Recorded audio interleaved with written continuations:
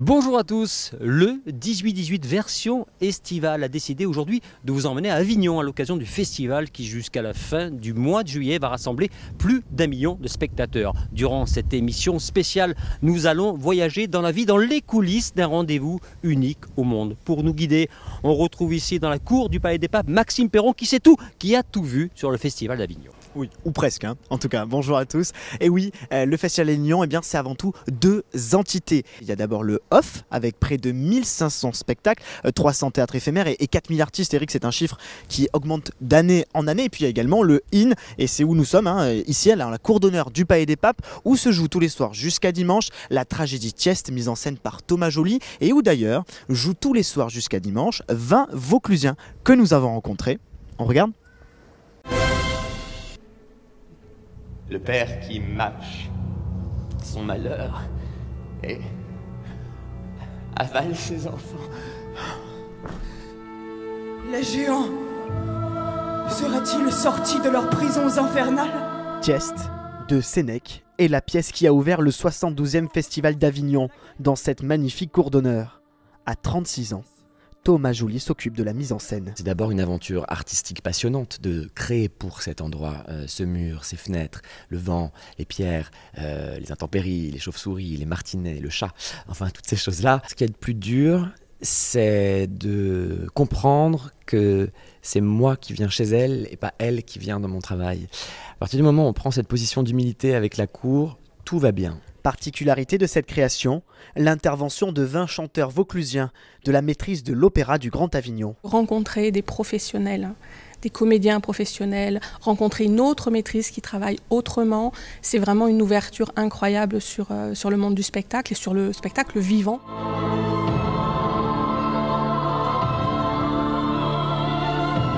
Expérience inédite, on a fait beaucoup de choses, mais là c'est incroyable, on est avec des comédiens qui sont très doués, on a un super metteur en scène et même on a la chance de pouvoir travailler avec la maîtrise de l'opéra comique et c'est pas rien.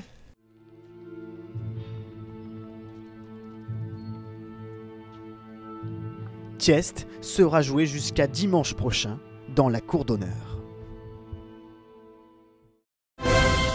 Dilemme cornélien aujourd'hui à Avignon, alors que le festival se poursuit, les Bleus bouleversent les programmations en jouant face au Diable Rouge. Ce soir, pour les demi-finales de la Coupe du Monde, les festivaliers ont dû faire un choix. On va essayer de trouver un endroit entre deux pièces pour pouvoir voir le match, tout en restant au cœur du festival. Je pense que je vais sacrifier le match plus que le festival.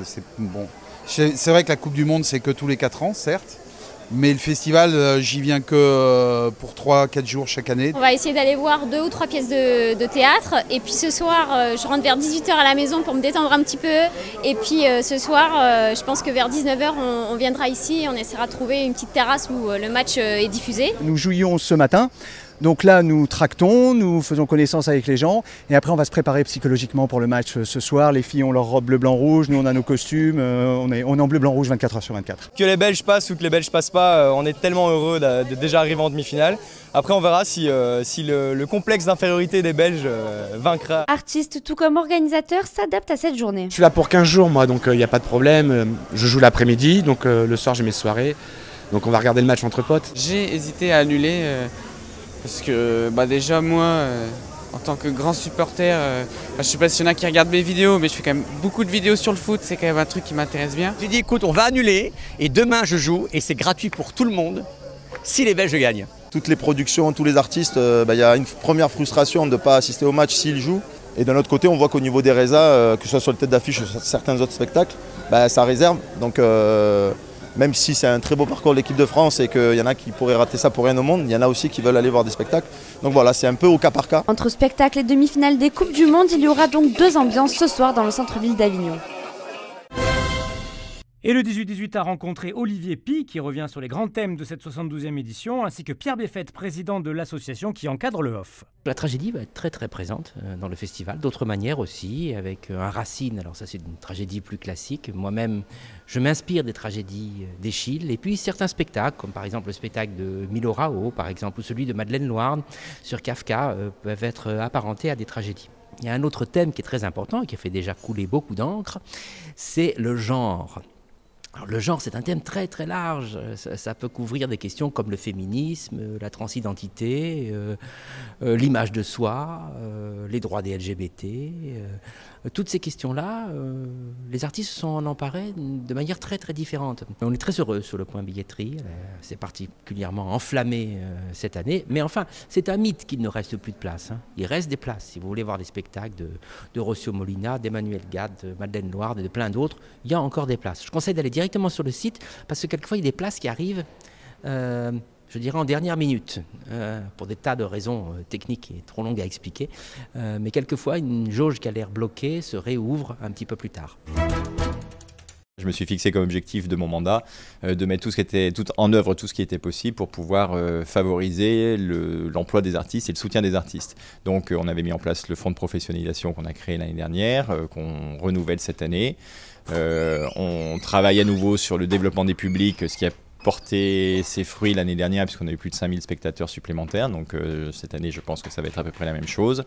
Le nouveau chantier quand même sur lequel nous travaillons, c'est le campus international. Nous avons travaillé cette année avec la mairie d'Avignon et l'université d'Avignon à la création d'un campus international qui va permettre d'accueillir des compagnies étrangères et de créer des partenariats solides avec d'autres pays qui vont accueillir à leur tour des compagnies du Festival d'Avignon, du Festival of d'Avignon. Effectivement, on a un tarif jeune qui est beaucoup plus accessible parce que les jeunes sont l'avenir du Festival of d'Avignon. Et puis il faut que les jeunes viennent au théâtre. Donc on a fait tout un travail, mais ça fait maintenant 2 ans qu'on fait tout un focus sur les jeunes. Donc on a continué ce focus-là, puisqu'il avait porté très bien ses fruits, il avait très bien fonctionné l'année dernière. Parmi les 4000 artistes du festival, de nombreux people. Marianne James était hier à la rédaction de La Provence pour rencontrer les lecteurs du journal. Je dirais quand même que je reste sur le qui-vive. Qu'ils vivent. C'est-à-dire qu'il faut être extrêmement... il y a une vraie demande dans la rue, c'est beaucoup de bisous, beaucoup de selfies, beaucoup de « ouais Marianne, on vous adore ». Ils ne savent pas forcément pourquoi je suis venue ici, ils ne sont peut-être pas au courant qu'il y a ce spectacle tout public, enfants et adultes, mais il y a une cote d'amour, ça c'est sûr. Et j'ai pas envie de la décevoir. Oui, ça fait beaucoup de bien. J'ai pas envie de la décevoir. Puis je crois que je me fais rare aussi, l'air de rien. Et comme je me fais rare, après j'ai plaisir à retrouver le festival que... Déjà, j'aime la ville, très traditionnelle, Avignon, la vraie ville de Provence. Oui, mais une ville qui a gardé sa jeunesse parce qu'elle est secouée en permanence par le festival. Nos lecteurs ont pu poser toutes leurs questions et passer un moment unique avec la chanteuse et animatrice TV. J'ai vécu une rencontre magnifique. Même là, dans cette salle, on arrive à sentir... l'émotion, on arrive à sentir... et puis elle est attachante, voilà. Et de la voir de si près, de la voir si naturelle aussi, c'est super épatant. Pas surprise parce que je la voyais comme ça. Et puis elle est tellement extraordinaire, tellement spontanée, que c'est venu tout seul, que c'est allé... Ça a été extraordinaire pour moi. Marianne James se produit tous les jours au Théâtre Le Paris à 11h. C'est la fin de ce voyage au cœur du Festival d'Avignon. Un Festival d'Avignon, Maxime, qui va se poursuivre jusqu'à la fin du mois de juillet. Oui, tout à fait. Et puis avec un point culminant pour le 14 juillet où les théâtres vont faire le plein. Alors on vous y attend. J'espère qu'on vous a donné envie de venir ici. En tous les cas, on se donne rendez-vous tous les soirs à 18h18 sur laprovence.com avec un JT des festivals au cœur du Festival d'Avignon. Alors, on parle de festival, évidemment, ce soir, le Festival d'Avignon fera également une petite pause pour l'événement que toute la France attend. France-Belgique, demi-finale de la Coupe du Monde. Évidemment, Avignon aussi va céder à la passion football. Maxime, merci et très bonne soirée à tous.